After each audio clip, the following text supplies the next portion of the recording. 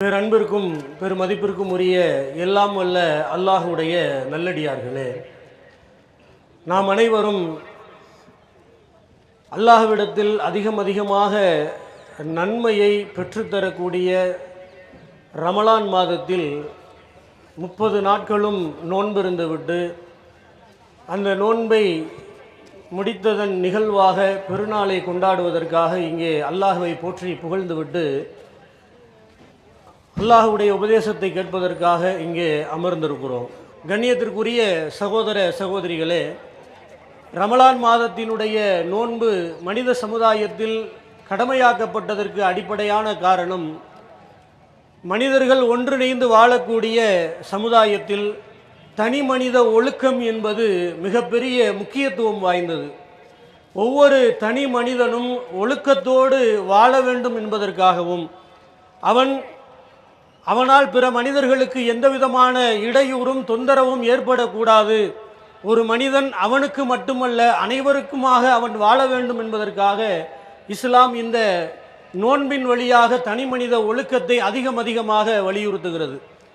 இந்த ரமலான் மாதத்தை பொறுத்த வரைக்கும் நீங்கள் அனைவரும் அதிகமாக உணர்ந்த ஒன்று, அதிகமாக தீமையிலிருந்து உங்களை நீங்கள் விலக்கி இருந்திருப்பீர்கள். பல்வேறு தீமைகளிலிருந்து நம்மை காத்திருப்போம். அது நம்மை மட்டும் பாதுகாக்கவில்லை, நம்மை சுற்றி இருக்கக்கூடிய மனிதர்களுக்கும் அது நன்மையை செய்திருக்கிறது.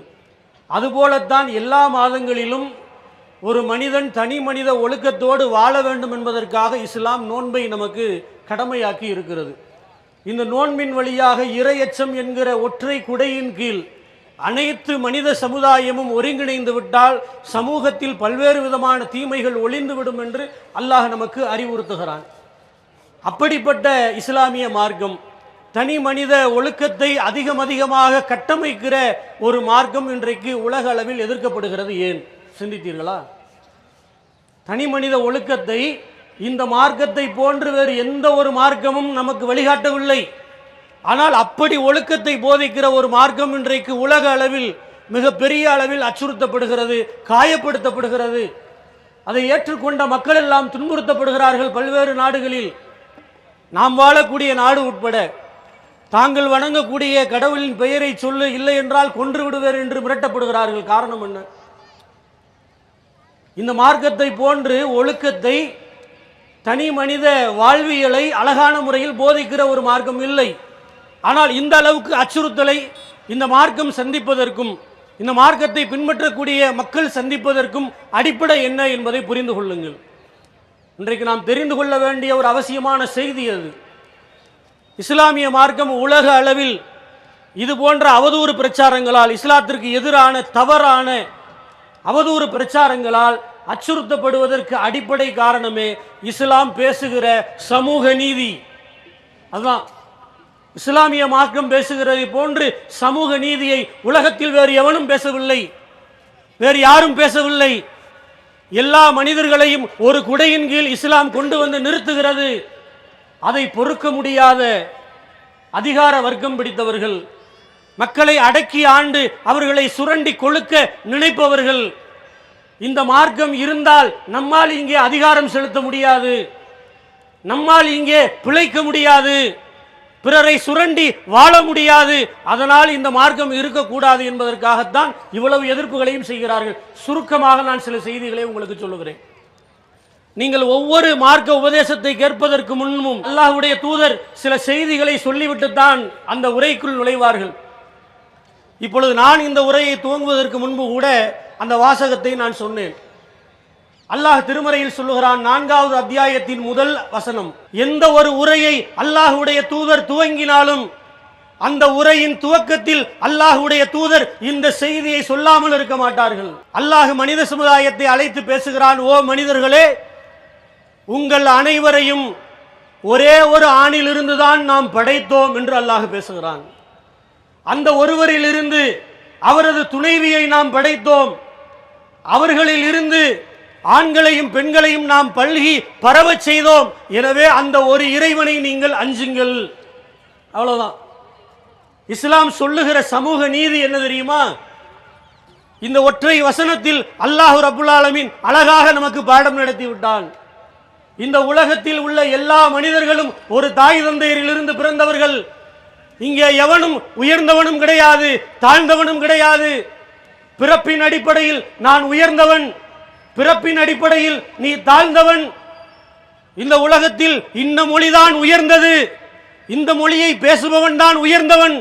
இந்த உலகத்தில் வெள்ளையாக இருப்பவன் தான் உயர்ந்தவன், கருப்பாக இருப்பவன் தாழ்ந்தவன், இந்த மொழி பேசுகிறவன் இழிந்தவன் என்று பல்வேறு விதமாக இங்கே மனிதர்களுக்குள் ஏற்றத்தாழ்வுகளை பரப்பி அந்த ஏற்றத்தாழ்வுகளின் வழியாக மக்களை அடிமைப்படுத்தி ஆண்டாண்டு காலமாக மக்களை சுரண்டி கொளுத்தவர்களுக்கு இந்த கொள்கை சம்மட்டி அடி அடித்திருக்கிறது. இஸ்லாம் சொல்லுகிற இந்த சமூக நீதி அவர்களை புரட்டி போட்டிருக்கிறது. இந்த நியதி நடைமுறைக்கு நின்றுவிட்டால் நாளை நம்மால் இங்கே பிழைக்க முடியாது. அதுதான் அடிப்படை. நீ இந்த குலத்தில் பிறந்து விட்டாய், நீ படிக்க கூடாது. நீ எப்படி டாக்டருக்கு படிக்கலாம்? நீ டாக்டருக்கு படிக்கலாமா? நீ இன்ன குலத்தில் பிறந்தவன், நீ எப்படி படிக்கலாம்? நீ இன்ன மொழி பேசுகிறவன், நீ எப்படி வரலாம் என்று சாதியின் அடிப்படையில், பிறப்பின் அடிப்படையில் மக்களை அடுக்கடுக்காக பிரித்து அவர்களுக்குள் ஒருவர் மீது ஒருவரை வெறுப்பை ஏற்படுத்தி மனிதர்களுக்குள் பிளவை கட்டமைத்து விட்டார்கள் ஆண்டாண்டு காலமாக. அதன் வழியை இன்றைக்கும் மனித சமுதாயம் அனுபவித்துக் கொண்டிருக்கிறது. பொருளாதாரத்தில் ஒருவன் உயர்ந்து விட்டால் அவன் இருக்கிற சாதியை சொல்லி அவனை இழிவுபடுத்தக்கூடிய நிலையை பார்க்கிறோம். இந்த நாட்டில் பிரதமராக இருந்தால் கூட, குடியரசுத் தலைவராக இருந்தால் கூட அவர்களுக்கென்று ஒரு மதம் இருக்கிறது என்று சொல்லி அவர்கள் சில இடத்திற்கு சென்றால் சில தீண்டாமையை கடைபிடிப்பதை இந்த நாடு கண்டிருக்கிறது. இல்லை என்று மறுக்க முடியுமா? பிறப்பின் அடிப்படையில் யாரும் இங்கே உயர்ந்தவர் தாழ்ந்தவர் கிடையாது, இஸ்லாம் உடைக்கிறது.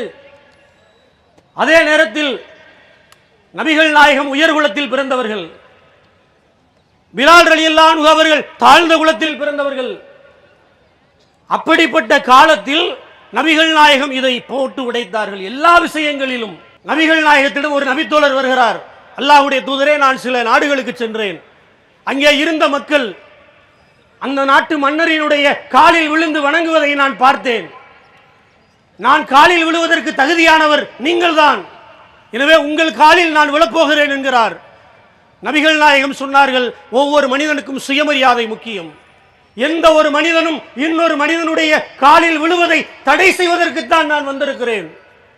அனைத்து மனிதர்களும் ஒன்றிணைந்து படைத்த இறைவனின் காலில் விழ வேண்டுமே தவிர நான் உயர்ந்தவன் என்பதற்காக, நான் அதிகாரம் படைத்தவன் என்பதற்காக, நான் இன்ன மொழி பேசுகிறவன் என்பதற்காக, நான் மதகுரு என்பதற்காக என் காலில் யாரும் விழக்கூடாது என்று சுயமரியாதையை ஒவ்வொரு மனிதனுக்கும் நிலைநாட்டியவர்கள் நபிகள் நாயகம். அதனால் தான் அவர்களுக்கு எரிகிறது. அது எப்படி? ஒருவர் காலில் ஒருவரை விழ வைத்து அடிமைத்தனத்தை உருவாக்கி வைத்திருக்கிறோம், சமூகத்தை கட்டமைத்திருக்கிறோம். இங்கே அதை உடைத்தால் நாம் எப்படி பிறரை அடக்கி ஆள்வது நினைக்கிறார்கள்.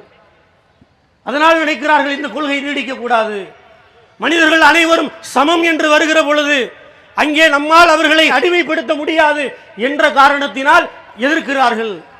இந்த இஸ்லாம் இங்கே இருக்கக்கூடாது என்று முனைகிறார்கள். அதற்காக நீதி, முஸ்லிமா உனக்கு ஒரு நீதி, முஸ்லிம் அல்லாதவனா உனக்கு ஒரு நீதி. முஸ்லிம் ஒரு காரியத்தை செய்துவிட்டால் அவனுக்கு ஒரு நீதி, முஸ்லிம் அல்லாதவன் என்றால் அவனுக்கு ஒரு நீதி என்கிற நிலை பார்க்கிறோம், உலகம் முழுக்க பார்க்கிறோம். நபிகள் நாயகம் சொன்னார்கள், உங்களுக்கு முன்பிருந்த சமுதாயம் அழிந்து நாசமாய் போனதற்கு காரணமெல்லாம் அவர்களில் உயர்குலத்தவர்கள் தவறு செய்து விட்டால் அவர்களை விட்டுவிட்டார்கள், அவர்கள் கீழ்நிலையில் இருப்பவர்கள் தவறு செய்தால் அவர்களை தண்டித்தார்கள், அதனால் அவர்கள் நாசமாய் போனார்கள் அப்படின்னாங்க. சொல்லிவிட்டு நபிகளார் சொன்னார்கள், என்னுடைய மகள் ஃபாத்திமா திருடினாலும் அவருடைய கையை நான் வெட்டுவேன் என்றார்கள். ஒரு இடத்தில் நபிகள் நாயகத்தினுடைய சிறிய தந்தை அப்பாஸ் ரலியல்லாஹு அன்ஹு அவர்கள் ஜக்காத் தர மறுக்கிறார்கள். ஜக்காத் என்பது இஸ்லாமிய கடமை, ஒவ்வொரு முஸ்லீமும் தர வேண்டும். இஸ்லாமிய ஆட்சி இருந்தால் அங்கே அரசாங்கம் அதை வசூல் செய்யும். அப்பாஸ் ரலியல்லாஹு அன்ஹு அவர்கள் தர மறுக்கிறார்கள். அல்லாஹ்வுடைய தூதரிடத்தில் இந்த செய்தி கொண்டு செல்லப்படுகிறது, என்னுடைய சிறிய தந்தையாக இருந்தாலும் அவர் ஜக்காத்து தர வேண்டும், என்னுடைய சிறிய தந்தை என்பதற்காக அவர் தர மறுத்திருக்கிறார், அதற்கு தண்டனை அவர் இன்னொரு மடங்கு கூட தர வேண்டும் என்றார்கள். சொன்னது மட்டுமல்ல, சமூக நீதியை நிலைநாட்டி காட்டியவர் நபிகள் நாயகம் ஸல்லல்லாஹு அலைஹி வஸல்லம் அவர்கள். ஆனால் இங்கே மதத்தின் அடிப்படையில் நீதி. பல இடங்களில் பார்க்கிறோம். எல்லா இடங்களிலும் வணக்க வழிபாடுகள். வணக்கமா அனைவரும் ஒரே போன்று இருக்க வேண்டும். நபிகள் நாயகம் சொன்னார்கள், 3 பேர் இருக்கிறீர்கள் என்றால் 3 பேர் இருக்கிறீர்கள், நீங்கள் தொழ வேண்டும். தொழுகை நேரம் வந்துவிட்டால் உங்களில் யார் திருக்குரானை அதிகம் மனனம் செய்தாரோ அவர்தான் தொழ வைக்க வேண்டும். அல்லாஹ்வுடைய தூதர் சொன்னார்கள். சமூக நீதி. யார் மார்க்கத்தை, யார் இந்த மத கல்வியை கற்றிருக்கிறாரோ அவன் கருப்பனாக இருக்கலாம், அவர் வெள்ளையராக இருக்கலாம், அவர் உயர் குலத்தில் பிறந்திருக்கலாம், அவர் தாழ்ந்த குலத்தில் பிறந்திருக்கலாம், அவர் வெள்ளையாக இருக்கலாம், அவர் எந்த இடத்தில் வேண்டுமானாலும் இருக்கலாம், எப்படிப்பட்டவராக வேண்டுமானாலும் இருக்கலாம். அவரிடத்தில் இருக்க வேண்டிய ஒரே தகுதி அல்லாஹ் ஒருவன் என்பதை நம்பி இருந்தால், குரானை அவர் அதிகமாக இருக்கிற 3 பேரில் அதிகமாக மனனம் செய்திருந்தால் அவர்தான் தொழ வைப்பதற்கு தகுதியானவர். இஸ்லாம் சமூக நீதியை அப்படி கட்டமைக்கிறது. நான் மட்டும்தான் தொழுகை நடத்துவேன், எனக்கு மட்டும்தான் அந்த உரிமை இருக்கிறது, கடவுளை நீ எல்லாம் உன்னுடைய வாசையால் வழிபட்டு விடக்கூடாது என்கிற வேற்றுமை இஸ்லாத்தில் கிடையாது. திருக்குரானை இந்த உலகத்தில் உள்ள அனைத்து மனிதர்களுக்கும் அல்லாஹ் இறக்கி இருக்கிறான். ஒவ்வொரு மனிதனும் குரானை மனனம் செய்ய வேண்டும். அப்படி இல்லை, நீ இன்ன சாதியில் பிறந்திருக்கிறாய், இன்ன குலத்தில் பிறந்திருக்கிறாய், அதனால் நீ தொலை வைக்க முடியாது என்று இஸ்லாம் பேசவில்லை. அப்படி கடவுளை கூட முதல் நிலையில் நின்று வணங்குவதற்கு இஸ்லாமிய மார்க்கம் அனைவருக்கும் சமநீதியை சொல்லுகிறது. இங்கு எந்த மனிதனையும் இஸ்லாம் சாதியின் அடிப்படையிலோ, பிறப்பின் அடிப்படையிலோ, மொழியின் அடிப்படையிலோ, இனத்தின் அடிப்படையிலோ பாகுபாடு காட்டவில்லை. அதனால் தான் இஸ்லாம் எதிர்க்கப்படுகிறது. நீங்கள் இதை வேறு எந்த மார்க்கத்திலும் பார்க்க முடியாது. எப்படியாவது காலி பண்ணிடணும் அப்படின்னு நினைக்கிறான். இப்போ நம்முடைய வேலை என்ன? அப்படிப்பட்ட இஸ்லாமிய மார்க்கத்தை பின்பற்றக்கூடிய நாம் இந்த செய்தியை உலக மக்களுக்கு கொண்டு போய் சேர்க்க வேண்டும். எல்லா தரப்பு மக்களுக்கும் இதை கொண்டு போய் சேர்க்க வேண்டிய பொறுப்பு நம்மிடத்தில் இருக்கிறது. ஒரு கூத்தாடி கட்சி ஆரம்பித்து விட்டான் என்பதற்காக அவனுக்கு பின்னால் இன்றைக்கு போய் பெண்களும் இளைஞர்களும் போய் நிற்கிறீர்களே, வெட்கப்பட வேண்டாமா? அசிங்கமாக இல்லையா? லக்கது கானலக்கும் ஃபீ ரசூலுல்லாஹி உஸ்வத்துல் ஹஸனா, உங்களிடத்தில் அழகிய முன்மாதிரியாக இந்த தூதரை நாம் அனுப்பியிருக்கிறோம் என்று அல்லாஹ் சொல்லுகிறான். அப்படிப்பட்ட அழகிய தூதரை பின்பற்றுவதை, முன்மாதிரியாக எடுத்துக்கொள்வதை விட்டுவிட்டு நித்தம் ஒரு பெண்களோடு மது போதையில் தினமும் ஊதாரியாக ஊர் சுற்றி கொண்டிருக்கும் கதாநாயகன் என்று, எங்களுக்கெல்லாம் அவர்கள் முன்மாதிரி என்று, அவர்களுக்கு நாங்கள் ரசிகர்கள் என்று வெட்கமே இல்லாமல் இந்த சமூகத்தில் பேசி திரிகிற இளைஞர்களே, பெண்களே, அறிந்து கொள்ளுங்கள். உங்களுக்கு ஒரு பாதிப்பு என்றால் இவர்கள் எவனும் நிற்கப் போவதில்லை. நாளை மறுமையில் அல்லாஹ் நீங்கள் செய்த நன்மைக்காகத்தான் உங்களை விசாரிக்கப் போகிறான். அதை பயந்து கொள்ளுங்கள். நாளை மறுமையில் உங்களுடைய நற்செயல்களுக்காக நீங்கள் சொர்க்கம் செல்ல வேண்டும் என்று விரும்பினால் உங்களுக்கு கிடைக்கப்பட்டிருக்கிற இந்த அற்புதமான மார்க்கத்தை சரியான முறையில் கொண்டு போய் சேருங்கள். இதற்காகத்தான் நம்மை அவதூறு பேசுகிறார்கள், அழிக்க நினைக்கிறார்கள். அதற்கு எதிரான சரியான பிரச்சாரம் என்பது இந்த மார்க்கத்தை உரிய முறையில் புரிந்து கொண்டு அதை கடைபிடித்து பிறருக்கு எடுத்துச் சொல்வதுதான். அப்படிப்பட்ட நல்ல மக்களாக அல்லாஹ் ரப்புல் ஆலமீன் நம் அனைவரையும் ஆக்கி அருள் புரிய வேண்டும் என்று கேட்டு எனது உரையை நிறைவு செய்கிறேன். வாஹிருதவானா அல்ஹம்துலில்லாஹி ரப்பில் ஆலமீன். அஸ்ஸலாமு அலைக்கும் வரஹ்மத்துல்லாஹி வபரகாத்துஹு. அல்லாஹு அக்பர், அல்லாஹு அக்பர்.